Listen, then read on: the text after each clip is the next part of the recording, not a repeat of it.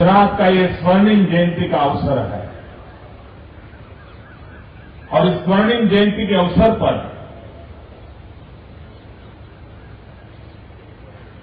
अनेक विविध कार्यक्रमों के माध्यम से गुजरात की जनशक्ति के साक्षात्कार का एक भरसक प्रयास हुआ और उसी के सिलसिले में एक विचार आया कि क्यों न हमारे राज्य के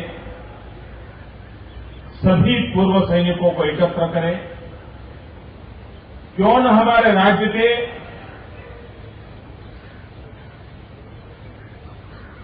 कुछ न कुछ पदक प्राप्त, सम्मान प्राप्त, आज सेवा में हो सकता है सेवानिवृत्त हो, उनको सम्मानित करें।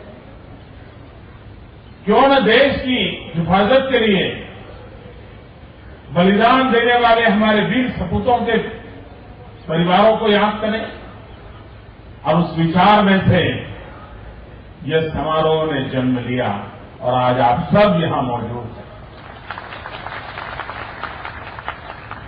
जो लोग ये सोचते हैं कि सेना में गुजरात का नामो निशान नहीं होता,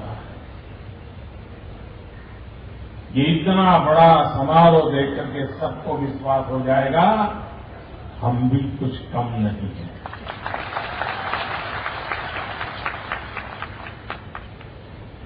हर एक के अंदर एक विश्वास पैदा होगा। यहां कई ऐसे जवान होंगे जो जब सर्विस में होंगे तब तो कई बार मिलते होंगे, बाद में बिछुड़ गए होंगे। आज ये अवसर है उन पुराने साथियों को मिलने का, पुराने उस परंपराओं को याद करने का, उन दिन को याद करने का। तो एक प्रकार था हंसी खुशी का माहौल और इस समारोह से गुजरात की युवा पीढ़ी को भी प्रेरणा मिलने वाली। पिछले कुछ वर्षों से गुजरात ने बहुत जागरूकतापूर्वक भारत के सुरक्षा बलों में गुजरात का भी योगदान रहना चाहिए, इस दिशा में सफल प्रयास किए। एक समय था रिक्रूटमेंट में हम मुश्किल से 7% पहुंचते थे, 7%। लेकिन पिछले कुछ वर्षों से नौजवानों को भर्ती के पहले ट्रेन करते हैं,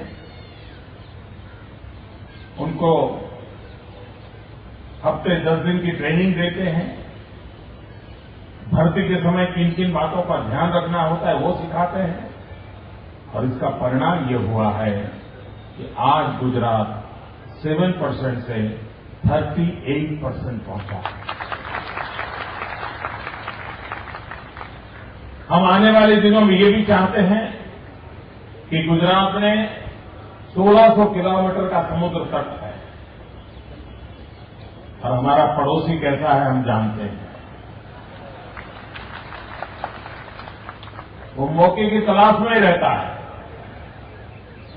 तो हमारे 1600 किलोमीटर समुद्र किनारा, ये हमारा समुद्र तट अधिक सुरक्षित कैसे बने, और इसलिए हमारे नौजवान नेवी में क्यों न जाए, अधिक मात्रा में नेवी में भर्ती क्यों न हो।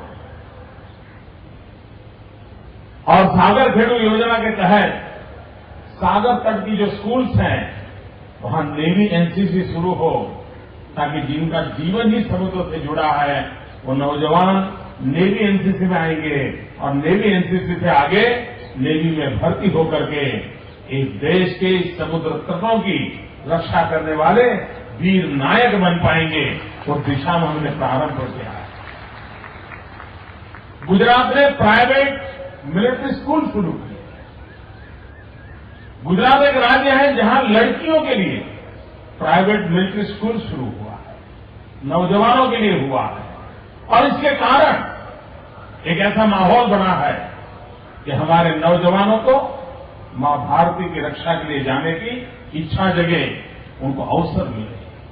और एक काम गुजरात ने किया है जो आने वाले दिनों में हिंदुस्तान के सभी सुरक्षा बलों के लिए एक गौरवरूप काम हो जाएगा, और वो काम हमने प्रारंभ किया है रक्षा शक्ति यूनिवर्सिटी। हमारे देश में आज कहीं पर भी ऐसी कोई यूनिवर्सिटी नहीं है। देश में कई नौजवान हैं जो अपनी जिंदगी यूनिफॉर्म फोर्सेस पर लगाना चाहते हैं, मातृभूमि की रक्षा के लिए लगाना चाहते हैं, सामान्य मानव की जिंदगी के रक्षक के रूप में गर्वपूर्ण जीवन जीना चाहते हैं। क्यों न उसको 12th के बाद ग्रेजुएशन उसी क्षेत्र में हो, पोस्ट ग्रेजुएशन हो, और एक परफेक्ट फौजी बन करके, एक परफेक्ट सुरक्षा बल का जवान बन करके वो पढ़ाई से क्यों न निकले, ताकि जैसे ही वो नौकरी जिंदगी के लिए गुजारा करना चाहे उसमें से अवसर मिलने की संभावना। तो ब्रिगेडियर साहब बता रहे थे कि हमारे अफसर संख्या में गुजराती बहुत कम है। ये जो पूर्ति काम करना है वो इससे होने वाला है। टेक्निकल क्षेत्र के लोगों के लिए आज सेना में अफसर बनना बहुत सरल हुआ है, क्योंकि पूरी युद्ध की विशेषताएं अब टेक्नोलॉजी ड्रिवन हुई है। जितनी ज्यादा टेक्नोलॉजी जानने वाले लोग सेना में जाएंगे उतनी ज्यादा उनकी पदोन्नति होने की संभावना बनी है। उस क्षेत्र में गुजरात अपना कंट्रीब्यूशन करना चाहता है। ये रक्षा शक्ति यूनिवर्सिटी आने वाले दिनों में देश के सभी सुरक्षा बलों में तो एक दिन ऐसा आएगा जब एक दूसरे को मिलेंगे तब एक दूसरे को पहचान कराएंगे कि मैं गुजरात की रक्षा शक्ति यूनिवर्सिटी से आया हूं। दूसरा भी कहेगा हाँ भाई मैं भी वहीं से आया हूं। वो माहौल इस देश में बनेगा। इस विश्वास के साथ हमने उस दिशा में काम किया है। जो जवान देश की रक्षा के लिए गए, मातृभूमि पर दुश्मन कोई वार न करे, युद्ध में शहीद होने के लिए तैयार होता है। किसी भी सेना के जवान को युद्ध में जीने मरने की चिंता नहीं होती। उसकी ट्रेनिंग ही ऐसी होती है। अगर मरने का अवसर नहीं मिलता है तो परेशान रहता है कि मुझे देश के लिए मरने का अवसर नहीं मिला, वो परेशान रहता है। लेकिन भाइयों बहनों, आज हमारे ऐसे जवान मारे जा रहे हैं। देश का भविष्य है ऐसे 25 साल, 27 साल, 30 साल, 35 साल, जीवन के सारे सपने भी बाकी हैं और ऐसे हमारे सेना के जवान मारे जा रहे हैं। और कैसे मारे जा रहे हैं? युद्ध के मैदान में नहीं मारे जा रहे। दुश्मन के दांत खट्टे करते करते वो नहीं मर रहे। युद्ध में लड़ना तो उसका स्वभाव है, मरने की उसकी तैयारी है। लेकिन आज वो बुज़दिलों के हाथों मारा जा रहा है, आतंकवादियों के हाथों से। पीठ पर घाव हो रहे हैं। वो ट्रक लेकर के जा रहा है, ट्रांसपोर्टेशन हो रहा है, कहीं पर बॉम्ब रख दिया है, नौजवान हमारे मारे जा रहे हैं। तो युद्ध की जगह प्रॉक्सी वॉर ने ले ली और उसके कारण युद्ध की चिंता करने वाले यूनाइटेड नेशन जैसी संस्थाएं बेअसर हो गई है। युद्ध होता है तो दुनिया की सारी शक्तियां उस पर निगरानी रखती हैं। लेकिन हमारा दुर्भाग्य है कि हम इस प्रॉक्सी वॉर में हमारे होनहार जवानों को खोते चले जा रहे हैं। घर के भीतर घाव हो रहे हैं। आतंकवाद समाज जीवन को तहस नहस कर रहा है। जो मातृभूमि की सेवा के लिए घर छोड़ के गए थे उनको अपनी जिंदगी बुज़दिलों के पीछे खपानी पड़ रही है। ये कैसा दुर्भाग्य है दोस्तों। मां भारती की सेवा के सपने लेकर के चलने वाले नौजवानों को इस प्रकार से हालत का मुकाबला करना पड़ता है। लेकिन मुझे विश्वास है मित्रों, इस देश के लोकतंत्र में मेरा भरोसा है। इस देश के 121 करोड़ नागरिकों में मेरा भरोसा है। इस देश के सुरक्षा बलों में भरोसा है। एक दिन आएगा जब आतंकवाद भी चूर चूर होकर खत्म हो जाएगा।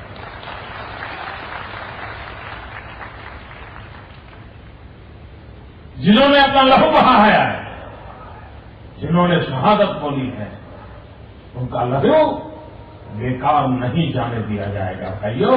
वो लहू कभी न कभी तो रंग लाएगा, ये पूरा मेरा भरोसा है। जिन लोगों ने अपना जीवन दे दिया, अभी ब्रिगेडियर साहब ने कहा कि भाई इन वीर पुरुषों के नाम पर कुछ होना चाहिए, मैं इससे सहमत हूं। गुजरात पहला राज्य है जिसने जनरल मानेकशॉ उनके स्वर्गवास के कुछ ही दिनों के बाद उनके नाम से एक ब्रिज का नाम किया, जनरल मानेकशॉ का नाम से किया। गुजरात एक राज्य है, कोई सिपाही भी शहीद होता है, कोई जवान शहीद होता है सेना में, तो वो जिस गांव से हैं, उस गांव के स्कूल का नाम अब सरकार उस शहीद के नाम से करती है। और इसलिए करते हैं कि स्कूल का नाम उस शहीद से जुड़ने के कारण उस स्कूल के बच्चे जो हैं, उनको जीवन पर्यंत पीढ़ियों तक प्रेरणा मिलती रहेगी कि हमारे गांव का भी एक नौजवान था जिसने मातृभूमि के लिए बलिदान दिया था, और जिसके नाम से स्कूल जुड़ी थी, उस स्कूल के हम विद्यार्थी हैं, हम भी उस प्रकार से देश के लिए काम करेंगे। ये निरंतर प्रेरणा मिले, इस प्रकार की योजना हिन्दुस्तान में गुजरात अकेला राज्य है जिसने इस प्रकार की योजना की है।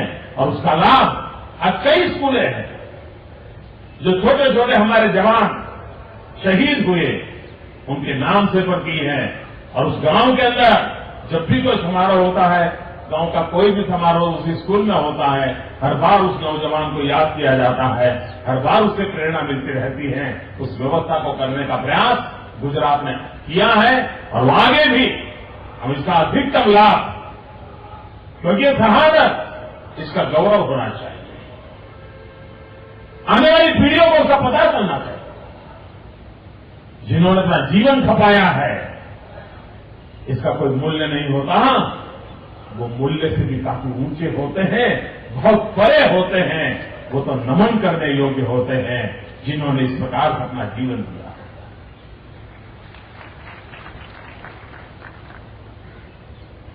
सैनिक कल्याण के लिए गुजरात ने कई इनिशिएटिव लिए। सरकार की भर्ती में भी, नौकरी में भी हमने काफी लिबरल एटीट्यूड लिया है। हमने गुजरात में ऊर्जा रक्षा के लिए निवृत्त सैनिकों का एक दल बनाया, बिजली में चोरी रोकने के लिए, और हमारा इतना अच्छा अनुभव रहा है कि हमारे निवृत्त सैनिकों की जो छोटा सा दल हमने बनाया है, टेक्नोलॉजी भी वो तुरंत जानते हैं, डिसिप्लिन भी है, और इस राज्य में बिजली चोरी को रोकने में ये हमारे निवृत्त सैनिकों के दल ने बहुत बड़ा कॉन्ट्रीब्यूशन किया है, बहुत बड़ा। मैंने एक बार हमारे सैनिक वेलफेयर की कमेटी की मीटिंग थी, मैंने एक सुझाव दिया कि अगर हमारे ये जवान जो सेना से 15 साल 18 साल काम करके वापिस आए हैं, अभी भी स्वस्थ हैं, डिसिप्लिन है, अगर वे नगर पालिकाओं में फायर ब्रिगेड की सर्विस को ओन करना चाहते हैं तो सरकार उनको ट्रेनिंग करेगी, और नगरों के अंदर जो फायर स्टेशन का काम होता है, ये हमारे निवृत्त सैनिक संभाल सकते हैं, उनको हम दे सकते हैं। ऐसे कई सुझाव मैंने दिए और आने वाले दिनों में हम इसको करना चाहते हैं। हमारा ये भी मत है कि गुजरात के जो जवान सेना में भर्ती होंगे, उनका इंश्योरेंस सरकार निकालेगी।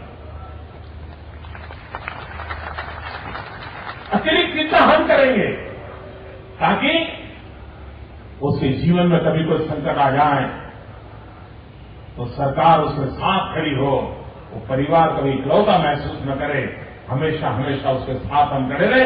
इस प्रकार की लंबी समय अवधि के लिए योजनाएं हमने लागू करने का प्रयास किया है। हमारी कोशिश है कि हमारा ये परिवार गुजरात के 50 साल के बाद पहली बार मिल रहा है, कुछ ऐसी व्यवस्था करे, साल में एक बार जिले में मिले, साल में एक आध बार राज्य में मिले, हर साल मिलना मुश्किल है तो 2 साल में एक बार मिले, लेकिन ये मेल जोल का कार्यक्रम बनता रहे और आगे चलकर तो परिवार के साथ मिले। उनके बच्चे भी देखे कि मेरे पिताजी नौकरी करते थे, फलाना उनके साथ नौकरी करता था, वो उस सीमा पर काम करते। आज आप सब जब मिलोगे तो सबके सब गुजरात के बाहर चले जाओगे।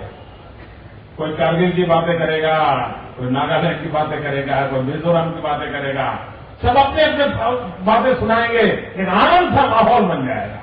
फिर एक बार जवानी उम्र पड़ेगी आपके भीतर दोस्त, वो फिर एक बार यूनिफॉर्म दिखाई देगा आपको। ये माहौल बनाने की कोशिश की है।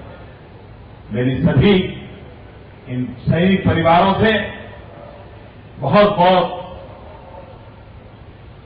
शुभकामनाएं हैं, अभिनंदन है, वीर शहीदों को नमन है। और आज भी जो सेवा में है और जिन्होंने गुजरात का गौरव बढ़ाया है, अनेक अवार्ड प्राप्त किए हैं, उनको भी मैं बहुत बहुत बधाई देता हूं। ये राज्य सरकार, आप मेरे ही हैं, इस राज्य के हैं और आपके लिए हम हैं। आओ मिल बैठ करके आगे बढ़े। बहुत बहुत शुभकामनाएं। जय जय गरवी गुजरात, जय जय स्वर्णिम गुजरात।